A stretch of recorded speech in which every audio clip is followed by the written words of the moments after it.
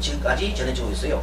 관음기도는 자비심을 길러주는 가장 좋은 기도입니다. 그렇게 자비심 하면 강세보살입니다. 자비심이 부족한 사람은 관세음기도를 하면 좋겠습니다. 관음예문의 자비심을 일깨워주는 다음과 같은 구절이 있습니다. 우리 정한심님이 한번 읽어주십시오. 가없는 중생의 아픔, 끝없는 중생의 소원, 얼마나 애달팠으면 천의 손이 되셨을까? 얼마나 사량하였기에 천의 눈을 하셨을까? 머리 뒤 둥근 강령은 금빛으로 눈부시고 그 뒷속 수놓은 듯 찬란한 구슬 강령.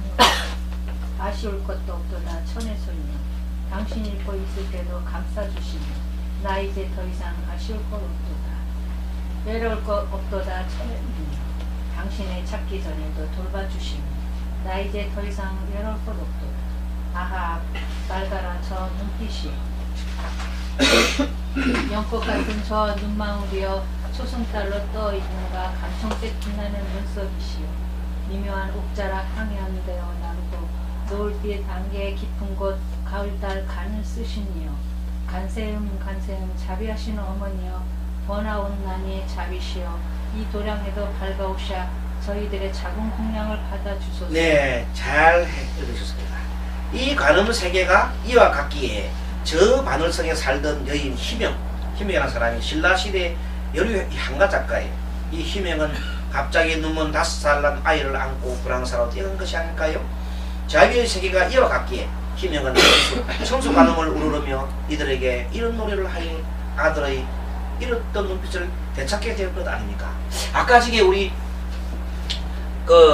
동명아님께서 아주 어려운 분 있잖아요. 어려운 분을 갖다가 구제하고 싶은 그 마음이 있었잖아요. 그래서 그 마음이 바로 관세음보살 마음입니다. 아시겠습니까? 그리고 옆에 있는 그 아저씨도 관세음보살이에요. 빨리 태워서 적도사랑 가삭했잖아요. 네. 그 마음이 그 사람을 구제해주고 싶은 그 마음이 관세음보살입니다. 참 불쌍하지요? 얼마나 불쌍하십니까? 자, 한량없는 손길 한량없는 자비의 주인께 올리는 노래라는 이 향가는 상국유사 가운데 아이의 눈뜬 사연과 함께 실려 있습니다. 이 이야기에 대해서 일련스님은 그 스님 일련스님 있죠? 일련스님께서 상국유사를 지었던 일련스님께서 이렇게 덧붙였습니다. 중마 타고 불필이 불며 뒷걸 길목에서 놀더니 맑던 눈 그 곱던 눈 하루아침에 잃었구나. 자비하온 관음눈 다시 뜨지 않았다면 버들꽃 덧없는 봄 길을 길이 떠돌며 살았어요. 만약에 관세음보살님께서 이 자비의 눈을 뜨지 않았더라면, 구제해주지 않았더라면 버들꽃 덧없는 봄길을 눈이 안 보이니까 볼 수 없지요. 그래서 길이 떠돌며 거지처럼 살았으리라 이 말이에요. 참 좋은 그 글이죠. 일년 스님의 이러한 뛰어난 떡풀이에 따르면 희명은 무삼들에게 바른 눈을 주고 싶어하는 삶의 서성인 선지식입니다.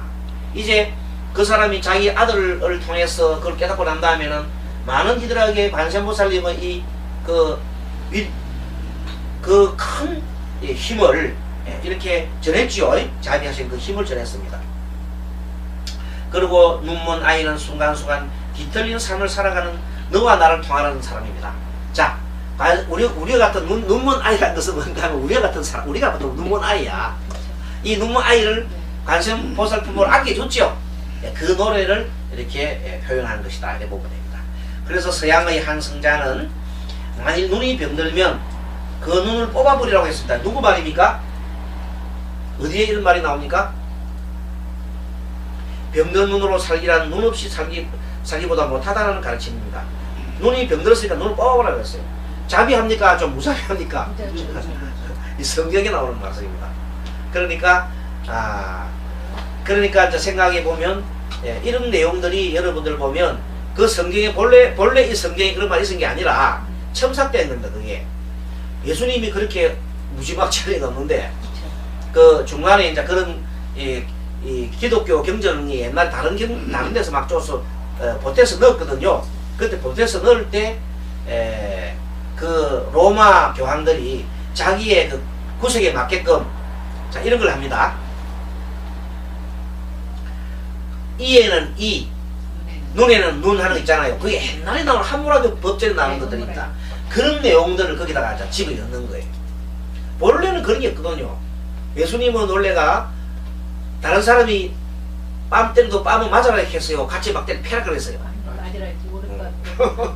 그렇게 하셨는 분인데 그쪽 성경에 바뀌게 느껴나면 자기의 이 하느님의 그 영광을 위해서 왜 갑자기 하느님 영광이 나와요. 하느님 영광을 위해서 직문나팔을 불고 지구 끝까지 가서 이 복음을 전하라고 돼 있어요. 그거는 중간에 삽입한 거예요. 예수님이 그런 얘기 안 했어요. 예수님이 직문나팔을 불고 왜 그 직문나팔을 불고 그래요. 예수님 그런 건 아닌데 근데도 모르고 그래서 뭐냐 똥인지 된장인지 모른다 이 말이에요. 누가? 현재 기독교를 믿는 분들은 똥이 된장이 몰라. 진실로 예전에 쭉 올라가면 그 우리 저 부처님은 부처님한테 예수님은 그런 분이 아닙니다. 네, 이리 오십시오. 그 모르니까 네 이리 오세요. 그게 안 있습니다. 이쪽으로 오세요. 내가 다 하는 거니까요. 아 그러세요? 네. 자 지금 이제 강의 중이니까 조금만 기다려 주십시오. 일단 앉으셔가지고 좀 들어주십시오. 그러나 불교에서는 병든 눈을 뽑아버리라고 하는 무자비한 말을 하지 않습니다. 오히려 아무리 병든 눈이라도 맑고 아름다운 눈이 될 수 있음을 보여주는 가르침입니다.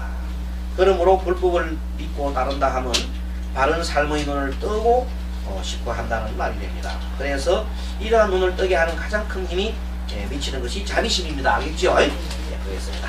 자, 이것을 아시고 그 다음에 82페이지 넘어갑니다. 나무대비 관세음 나오지요? 원하조독 선방편 자비로운 관세음께 지심으로 돌아가니 원컨대 조덕이라는 것은 원컨대 제가 원컨대 이 말입니다. 원은 원할 원자하고 아자는 내 아자예요. 내가 원컨대 조덕 빨리 얻고자 하나이다. 선방편 좋은 방편은 얻고자 하는 거지요.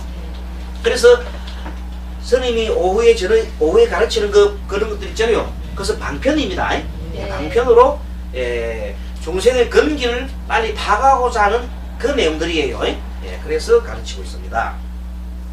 중생의 근기를 알아 중생의 편리한 도리를 알아야 합니다.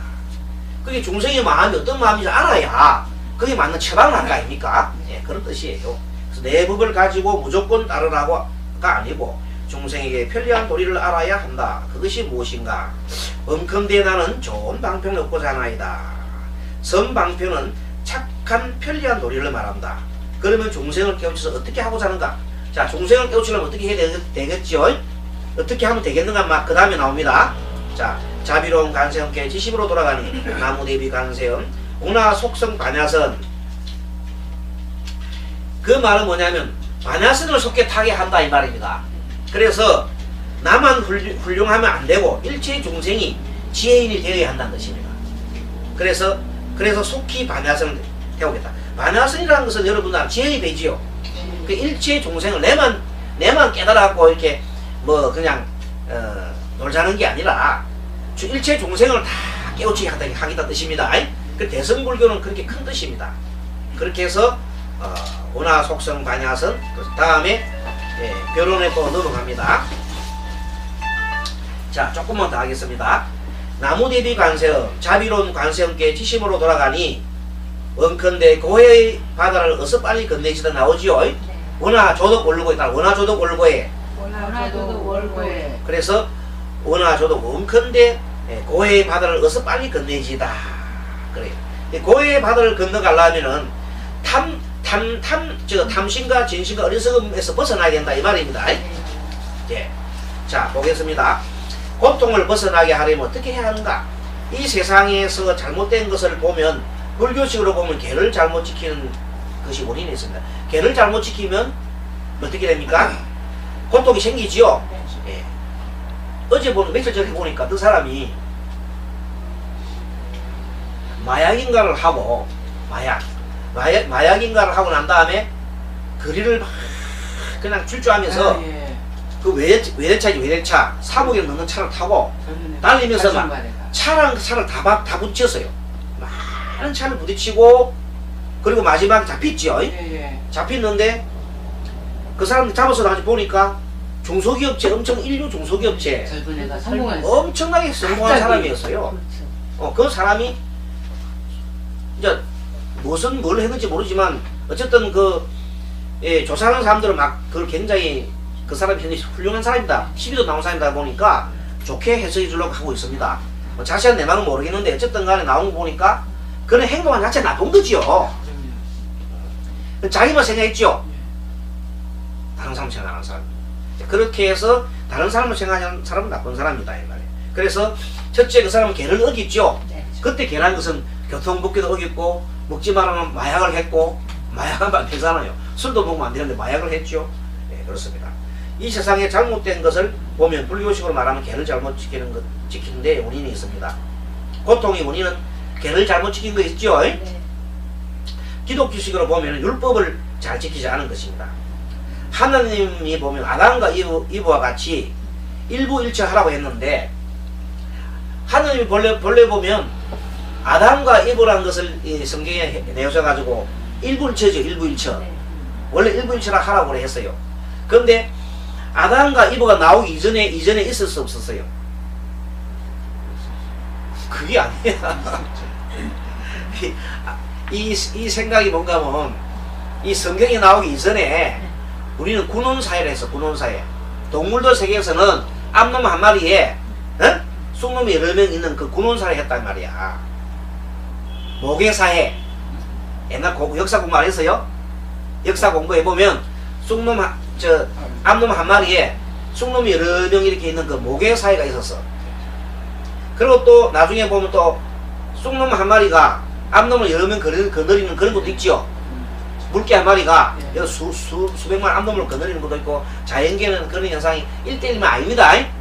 자연계는 1대1만 아니다 이 말이야. 그래요 안 그래요? 근데 우리 사람은 가만 보니까 1대1 안 하고 하니까 서로 남자 한 명에 암놈이 쑥놈 한 마리에 암놈이 여러 마리면 암놈들이 싸울까 안 싸울까? 엄청 싸우지요. 또 마찬가지지. 암놈 한 마리에 쑥놈이 여러 명이면 치고받고 죽기 살기 싸우지요. 그래서 그렇게 싸우는 것은 안 되겠다 해서 이제 우리 본래 우리 사람들도 우리 인간들도 원래 그랬는데 나중에 인간들이 발달하니까 하나하나가 제일 좋겠다, 안 싸우게. 그랬죠. 사회적 합의로 나타난 겁니다. 그래서 그것을 그 내용이 기독교의 아담과 이브라는 내용으로 나옵니다. 그럼 아담과 이브라는 그 내용이 기독교에만 있는 게 아닙니다. 기독교가 나오기 이전에 모세가 이걸 하기 이전에 이미 사라센 지역에 있었던 하나의 설화입니다. 요새 말하는 설화. 그 설화를 어디서 차용해서요? 모세라는 사람이 그놈을 가서 집으셨단 말이야. 그래서 이제 나온 게 지금의 구약 성서라는 겁니다. 그래서 이런 역사를 모르는 사람들은 스님이 저런 얘기를 하니까 네가 뭘 그래 아는데 막 그래 하는데 사실은 그게 아닙니다. 공부를 하니까 알지요. 그러니까 역사 공부를 하고 성경 역사 공부를 해보면은 그런 게 왜 그 시대적 배경이 또 다 나오는 거, 역사가 만들어지는 과정이 다 나오는 겁니다. 성경이라는 것을 자꾸만 사람들이 하느님이 지었다는데 그건 아닙니다. 인간이 지은 겁니다. 자, 그래서 아담과 이브와 같이 일부일처라고 하는데 아담 아들이 여자를 둘로 얻었습니다. 그래서 너희들은 결혼하면 안 되겠다 했는데 우선 솔로몬이 여자를 갖다 몇 명 얻었어요? 1000명을 얻어 자식을 300명 넣었습니다. 이것이 원인이 되어 지금 시기질투로 혼탁해진 겁니다. 본래 하느님이 일부일처를 했는데 나중에 아담은 아들이 여자 둘로 또 얻어버리고 나중에는 솔로몬이 1000명을 갖다가 여자를 얻어버렸어. 그래가지고 세상이 혼탁하게 되었다. 그래서 개를 잘 지키면 어떻게 됩니까? 개를 잘 지키면 고통이 없으시죠? 개를 안 지키면 고통이 생기게 되어 있습니다. 나무 대비 간세음 자비로운 간세님께 75도라 가니 원하 속도 개정도라. 개를 잘 지키고 마음이 안정되면 어디에 있었더라도 마음이 편안하게 잘 살 수 있습니다. 그렇게 개를 안 지키고 나면 뭔가 마음이 불편해. 편안하게 잘 살기 때문에 원적산에 올라가게 됩니다.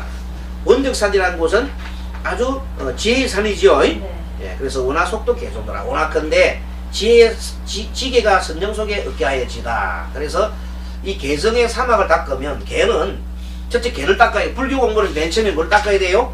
개를 닦으면 마음이 고요해지지요. 네. 마음이 고요해지는 게 정이에요. 그래 마음이 고요해지면 지혜가 나와요. 그래서 해가 나오잖아. 그래서 개정해. 한번 읽어봅니다. 개정해. 개정해. 그래서 사막을 닦으면 개정해를 닦으면 반야지혜를 얻습니다. 반야지혜를 얻으면 반드시 삼매라는 상태에 들어가게 됩니다. 삼매의 상태라는 것은 고요한 상태예요. 삼매라는 것은 고요한 상태요. 마치 삼독의 불길이 꺼진 상태요. 고요한 정막 속에서 세상이 환히 보이게 되거든요. 이 지혜의 눈을 뜨면 바로 깨달으면 이 지혜의 눈으로 눈을 뜨면 바로 깨달으면 윤회를 벗어나게 됩니다. 더 이상 이제 중생으로 태어나지 않습니다. 그래서 소승의 수행은 개정의 사막을 닦으면 됩니다. 자, 개정이라는 것은 개는 아름다운 행동이라고 볼 수 있어요. 개를 지키면 아름다운 행동. 정은 그래서 마음이 맑은 마음이 되고 행은 밝은 지혜가 된다. 개정의 사막을 닦는 이유는 삼매를 얻기 위함이라고 했죠. 삼매를 얻어야 지혜가 일리기 때문이다. 삼매라는 것은 고요한 상태를 말합니다. 자, 그래서 대성의 수행은 그 밑에부터 쭉 발심, 서원, 육바라밀 이렇게 쭉 나가는데 오늘은 여러분들 바로 대성의 수행은 그 위까지 공부했습니다. 그까지 공부를 오늘 하고 다음 시간에 이어서 좀 하기로 하고 앞에 쭉 처음에 들어와가지고 맨 처음에 여러분들 천수경 제 7페이지 자, 앞에서 같이 합니다. 자, 합장하시고 정무업지연 수리 수리 마수리 수수리 사바하 수리 수리 마수리 수수리 사바하 수리 수리 마수리 수수리 사바하